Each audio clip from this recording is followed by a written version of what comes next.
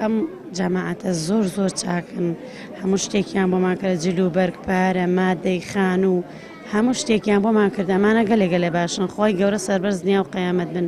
خی گەورە چەنێ دڵی ئێمە خۆشەکەن، خی گەورە داوەنە دڵخۆش بن لە دنیا ڕۆژنا هە سەربەرز دنیا و قیامەت بن. هەموو شتێکیان بۆ کراوەیمە مادەی جلو بەرگ پارە خان و هەموو شتێکمان بۆ کراوە برا بەڕێزەکەم. خی گەورە لیان ڕازی بێ سەربەرز دنیا و قیامەت. زۆر دەستخۆشی لەم خێرخوازان ناکەن کە ئەم ناڵەتیوانە بەسەرەکەن و خوا ماڵیان ئاوا کایە خوا یارمەتی ئێمەدەن، خوا لە دنیا لە قیامەت یارمەتیاندا یارمەتی ئەم برا بە ڕێزانش ئەبنە هۆکاری ئێمە و خوا جەزای بە خێریان بداتەوە ئیشەڵڵا خوا سەدەوە لێیان بدات.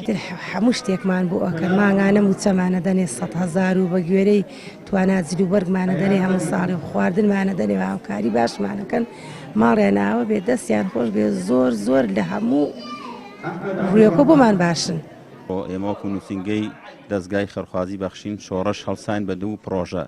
یەکێ لە پرۆژەکانمان خواردنە، ئەوەی تیش لە پرۆژەکانتمان جلوبەرگە بۆ مناڵی یەتیم و بێباوک.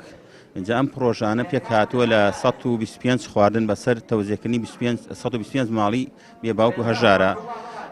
پرۆژەی دووەممان 211 مناڵی یەتامە، ئەوانش جلوبەرگی بە دڵخوان بۆکرین لە بازار یانین لە بازار وەرێگرن و بە دڵخوان جلوبەرگ و پێڵاوی جەژنێ. خی گەورە پاداشتی خێرخوازان بداتەوەی کە جلوبەرگەکەی بۆ کڕیوین دوو برایەکە لە هەڵەبجە یەکێ لە هەولێر. خی گەورە بەرەکەت کاتە ماڵیانەوە. خواردنەکەش هەرین دەستگای خێرخوازی حاجی یەحیای بۆمانی ناردووە لە هەولێرەوە. خی گەورە بەرەکەت کاتە ماڵێ و لێی وەرگرە و خی گەورە بیان پارێزە دەرد و بەڵاو